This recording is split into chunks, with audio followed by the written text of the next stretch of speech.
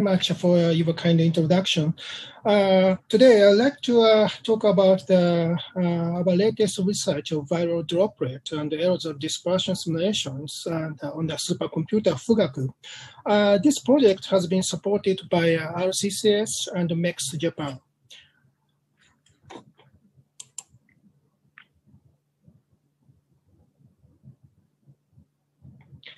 Okay, to begin with, I would like to introduce the 5 risky scenes of COVID-19 suggested by the Japanese Cabinet Secretariat.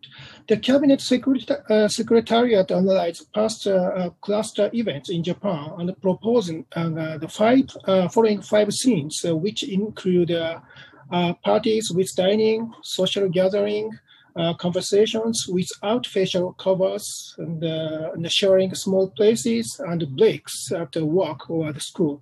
Anyways, as illustrated, there are strong suggestions that droplets and aerosol infections is one of the major factors of infection. Thus, investigating the transmissions of droplets and aerosols based on scientific experiments and simulation is quite important to prevent the spread of COVID-19. Actually, this is the motivation of our research, and in fact, when we started this project, we thought that unfounded contempt or unscientific fear against COVID-19 is simply because the virus is not visible. So visualizing the flight paths of the droplets and the dispersion of invisible aerosol based on the scientific simulation will contribute to evaluate its infection risk and to propose countermeasures. Capacity computing is suitable for the fight against COVID-19, and high-performance computing resources like Fugaku are indispensable for reliable and rapid simulation for enormous situations and cases. This figure on the left shows experimental data of droplet size distributions in the case a person is coughing. The size distributes from hundreds of micrometers down to the less than 1 micrometer with its peak around 10 micrometers. These experimental data as input, we simulate the dispersions of the droplet like this. Here, as you see, larger droplets than the 10 micrometers indicated by orange to a red fall down within 1 meter of the cover, while the smaller droplets, the size less than 10 micrometers, rapidly evaporate and become smaller than 5 micrometers, which are indicated by blue. These smaller droplets are sometimes called aerosols and drift in the air for a very, very long time, over more than 30 minutes. The software utilized in this project is called Cube, developed in our team at RIKEN. This is a sort of in-house software, but established as a collaboration of many industrial partners. We adopted a hierarchically structured finite volume method as a data structure shown here. We first decomposed the spatial domains by cubic cells of different sizes based on the octree algorithm. Then same number of numerical meshes is allocated to each cube with different size. By distributing the same number of cubes to each CPU, computational load for each CPU becomes the same. This is for the considerations of utilizing a massively powered environment and easy tuning on the new hardware architecture. This data structure was proposed by Professor Nakahashi and called building cube method. On the other hand, the disadvantage of the method is the treatment of the wall in the fixed block mesh. Thus, we adopted the immersed boundary method to overcome this problem. Still, there is a problem of accuracy near the wall remaining. The advantage of our improved immersed boundary method is its very, very fast mesh generations without modifications of original digital CAD data. This is why we can handle so many cases in a very short period of time.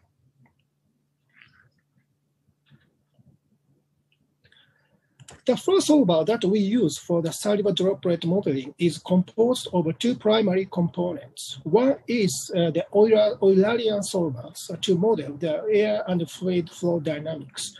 And the other is a Lagrangian solver to model the droplet dynamics. On the Eulerian domains, the free compressive Navier-Stokes equations along with the vapor and the spaces transport equations are solved. On the Lagrangian particle domain, the droplet evaporation and transport equations are solved to track the size, temperature, and position of each droplet. As shown here, the Lagrangian particle solver consists of drag, evaporations, and wall reflection models. Here, I'd like to briefly report the current tuning status of cube on Fugaku. As you may know, the Fugaku's CPU consists of 4 core memory groups called CMG, which are connected by the network on chip called NOC, as shown here. Each CMZ consists of 12 cores plus additional assistant cores. Thus, we usually use NPI process for each CMG, and inside the CMG, we use OpenNP threads for each core. Regarding a single node performance, we could achieve about 6.4% against the peak performance so far, but we understand we still have a room to improve the value. As I mentioned, the building cube method has priority to achieve higher parallel efficiency. Thus, so far, cube shows good weak scaling of about 91% scaling on the more than 27,000 nodes and achieved 4.5 petaflops on the 21.7 billion cells. Now I'd like to move on to the numerical results. First, I would like to show you the effect of a face mask on the infection. First, let's see how masks materials affect droplets and aerosol transmissions. Here, red indicates the droplets trapped by the mask, while blue is permeating through the mask, and the yellow indicates a leakage from the gap between the mask and the face. Compared with the fabric masks, more droplets are gone out from the urethane mask, and polyester mask shown here shows better performance than the urethanes or the cotton masks, and the best among them is a non-woven mask shown here. Generally speaking, more droplets permeating through the filter in the fabric masks, while the more droplets leaks from the gap in the case of a non-woven mask. This is because of the higher air resistance of the non-woven mask. Next, on your left, on your right, I would like to show you how much masks can protect yourself from infection. Here, we consider the situation of with and without masks during deep breathing to see how much droplets with the different sizes come into the upper respiratory tract. As you see, smaller droplets indicated by blue comes deep into the upper respiratory system, so when you do not wear the mask. And you can see that the larger droplets indicated by red or the orange touching on the nasal cavity or the oral cavities. Once you wear mask in the bottom, larger droplets are mostly blocked, and only smaller droplets coming into the respiratory tract. This is due to the gap between, and only the smaller droplets indicated by blues are coming into the respiratory tract. This is because of the gap between the mask and the face.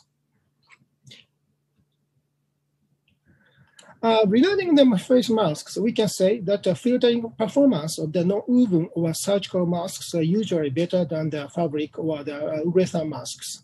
On the other hand, once they are put on the face, surgical masks' better performance is somehow degraded by their higher aerodynamic resistance and the leakage of aerosol from the gap between face and mask. In the case of the, surgical masks, most of the larger droplets than 10 micrometers can be blocked, while 30 to 40% of aerosols are smaller than 10 micrometers leaks from the gap between the face and mask. The lower filtering performance of the fabric masks can be improved by duplicating the materials, while duplicating the surgical masks has no meaning because higher aerodynamic resistance by duplications enhance the leakage. Face masks also works to protect yourself from infections by reducing the number of droplets and aerosols from coming into the respiratory tract by 1/3. The blocking effect is somehow restricted for the aerosol, and most of the smaller aerosols invade through a gap and reach deep into lower respiratory tract. Face masks are actually not perfect, and additional cares such as ventilations must be taken to the aerosols leaking from the gap.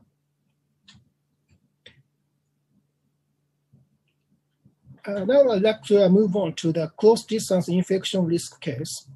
Now, on your left are some animations to investigate the infection risks on the tables are shown. Some of, on the top, some of them suggest the importance of the distance among each person and its seating locations. In the middle, we also suggested the importance of the partitions on the tables as a countermeasures. In this case, we found that the height of 140 centimeters around the eyes is proper, and shorter than that increases the infection risk.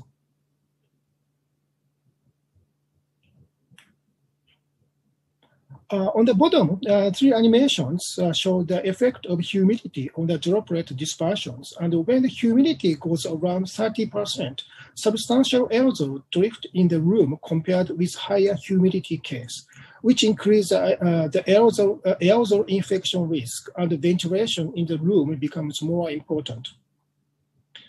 Some other cases on your right include the effect of surrounding air motions on the aerosol transmission.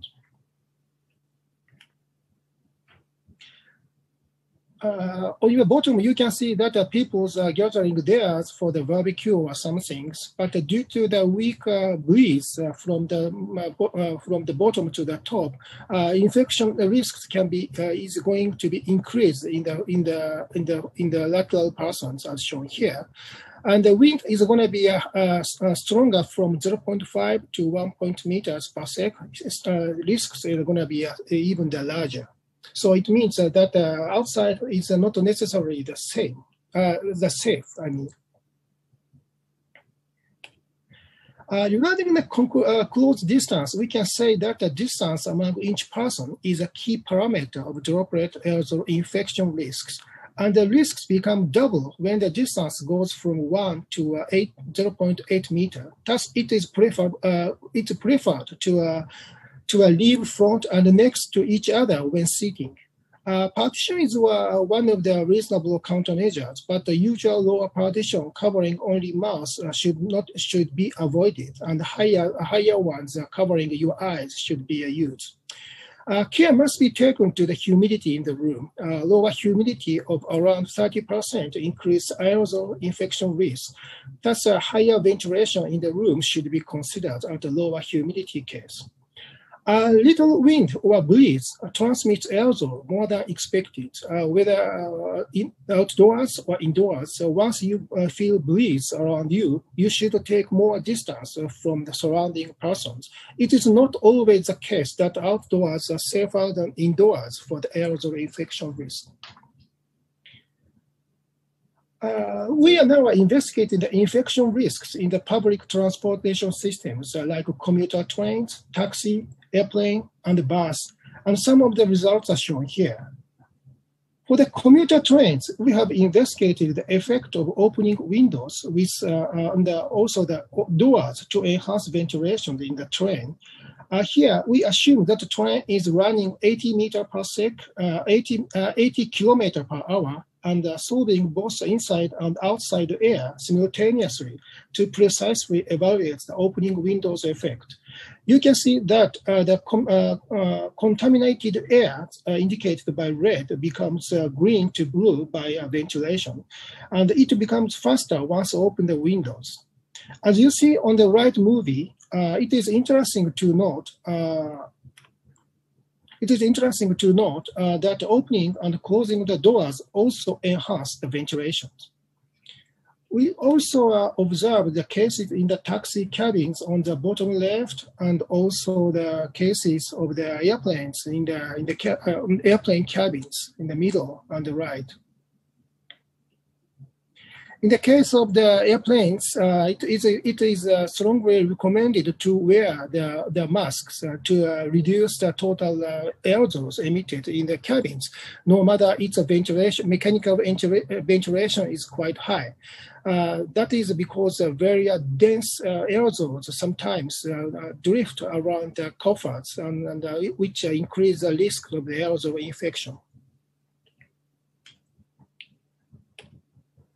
Well, we also are conducting the many cases in the public areas like the office room, hospital rooms, school rooms, and also public restaurants. But here we finally would like to introduce the case of concert hall to start social activities. To start social activity, we need some guidelines to reduce infection risk. In such a case, a scientific evaluation is always needed, and we believe reliable simulations will be a strong candidate for that. In fact, we are now providing many simulation results to the government to establish or revise guidelines of social activity, guidelines of the various social activities, and this is one of them.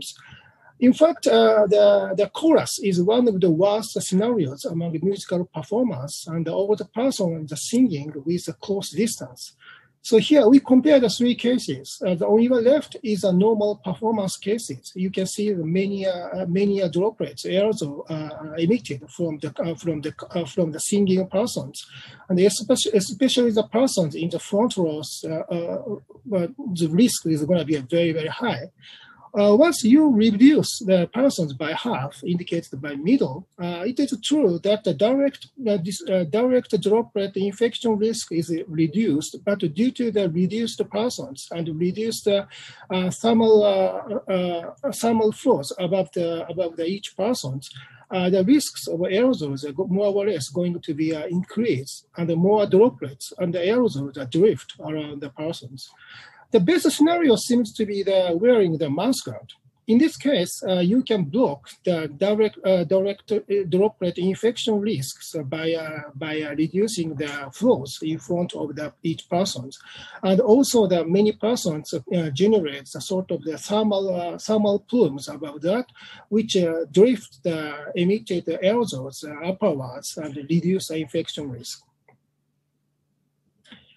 Here, we also investigate the mechanical ventilation systems in the real concert halls by reproducing the precise shape of the music halls and also the heat release of the more than 2,000 people. Actually, the ventilation systems in the concert hall were confirmed to very well designed, and we can say that regarding the ventilations, this concert hall is quite safe. Okay, I'd like to summarize my talk. Droplet aerosol dispersion simulation has been conducted on the massive parallel environment, and infection risks have been evaluated at various cases. And two different countermeasures are necessary for the larger droplets and the smaller droplets. And anyway, the situation of the COVID-19 changes moment by moment, and the same is also true for necessary information required by the public. Thus, among the various cases required, choosing proper topics is quite important in our activity. Thank you very much for your attention.